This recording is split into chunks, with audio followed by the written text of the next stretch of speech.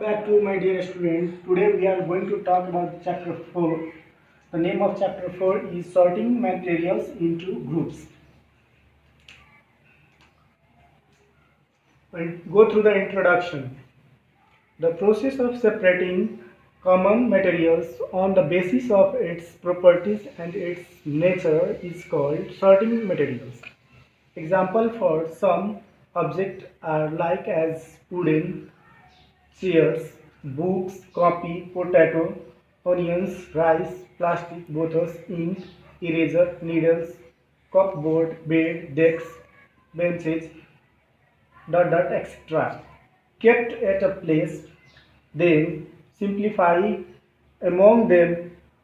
Similarly, the properties plastics, plastic bottles, chairs, wood, chairs, benches, desks, bed, food, rice, onion, potato, stationery, materials, books, copy, eraser, etc. are separated in different places or groups. There is one question comes in our mind: why do we need sorting materials into groups? We need sorting materials into groups due to help easy way to study about state of matters as well as its property of object. It also helps to classification of elements as well as object found around us. The next topic is the materials are classified on the basis of certain properties such as appearance. Second, hardness or softness. Third, solubility and insolubility of in water. Fourth, heaviness and insolubility in water. Fifth, transparency, translucency or opaqueness. And the next topic is common properties or things found in all materials. Volume. The amount of space of something occupies is called its volume. All materials occupies space. Second, mass. The amount of the matters or substance or molecules in an object is known as mass. All materials have some masses. It can be measured by using a balance. Matters. Anything that occupies a space and has some mass is called matter. Note: every matter is made of atoms. According to John Dalton, scientist, a piece of any matter that can be broken down into further particles. Similar nature of properties can be seen that is called atoms. Example for a piece of gold broken down into smaller particles also can be seen. Of gold, not others. Note: atoms cannot be seen by our naked eye. If we try to see them, use most powerful microscope. Second topic: constituent of atoms. There are mainly three constituents of atoms. One is proton, second is neutron, and third one is electrons. These are the three constituents of atoms which are present in every atom. Constituent of atoms: natures. Proton, positive charge. Neutrons, chargeless. It means no charge. Third, electrons, negative charge. Next, we are going to talk about molecules.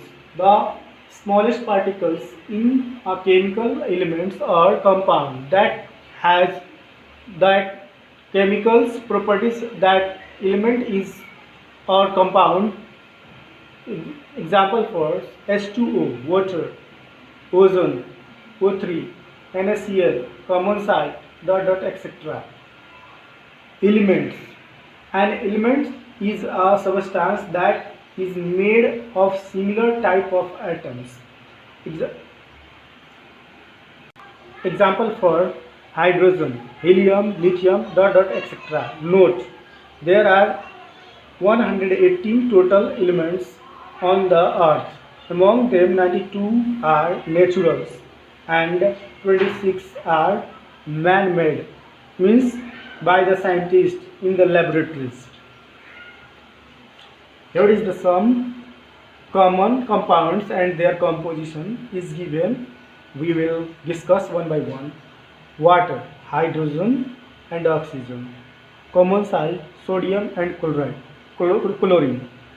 Sugar, carbon, hydrogen and oxygen. Sand, silicon as well, oxygen. Urea, carbon, nitrogen, oxygen as well, hydrogen. Washing soda, sodium, carbon as well, oxygen. There were the also their picture is given. One by one we can see that sodium, this is the picture of sodium, and that is the common salt, and that is so on. Next we are going to talk about compound. The combination of two or more elements in a fixed ratio or proportion is called compound. Example for water. In water, 2:1 hydrogen and oxygen are combined, then finally water molecule is formed. Classification. Grouping together things with similar property is called classification. Note, on the basis of similar properties of the matters are classified into groups. Example for natural things: sun, air, water, desert, soil, etc. These all the things are kept in a group. It means that tells these things of the properties are same. That is, all are made by themselves or natures. State of matters. It is classified into three groups according to its states of matters. First, solid. Second, liquid. Third, gas. Let us discuss one by one. Solid. The object or materials having fixed shape and volume are called solid. Example for boots, stone, iron, mobile, table, chair, etc. Next, liquid. The materials having fixed volume but not fixed shape is called liquid. Example for water, milk, oil, etc. Third, gas. The materials having no fixed shape and volume is called gas.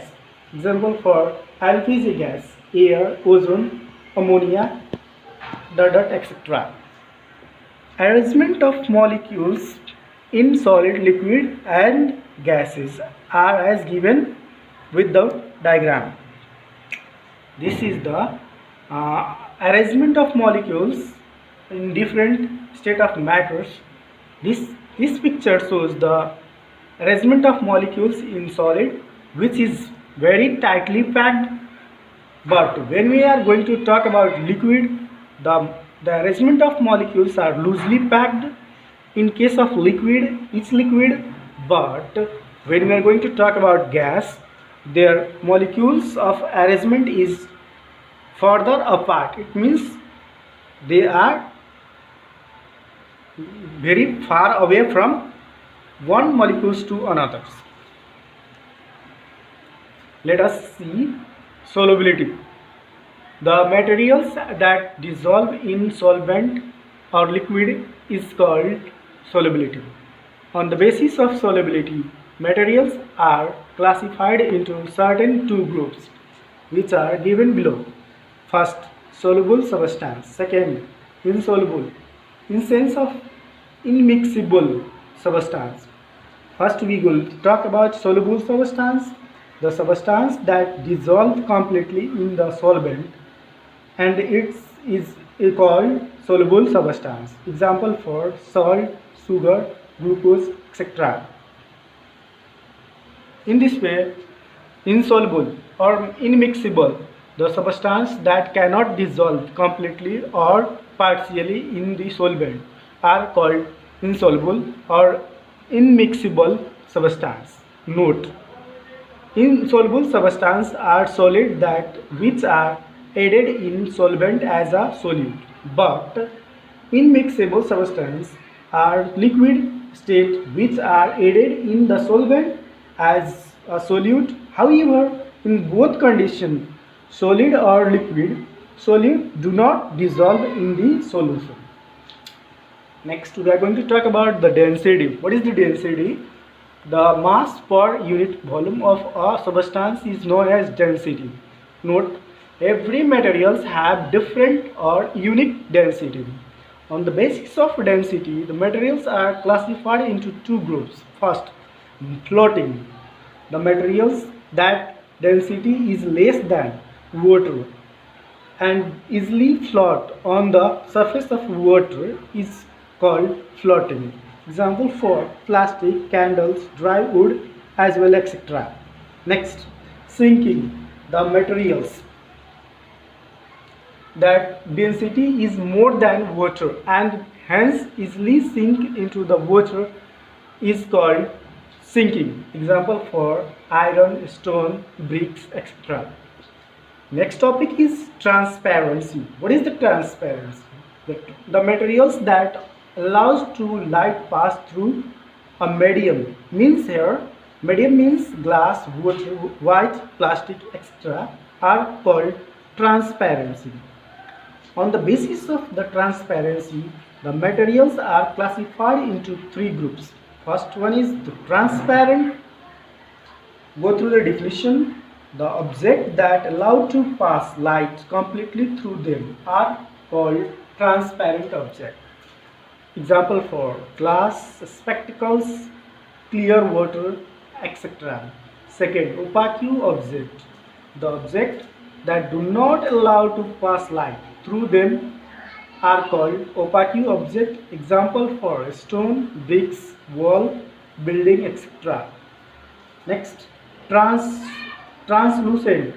The materials that allow to pass light partially through them are called translucent.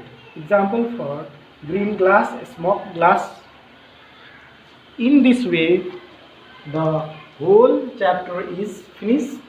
I hope that you will study more and learn. Watch this video and like and subscribe. Thanks, class.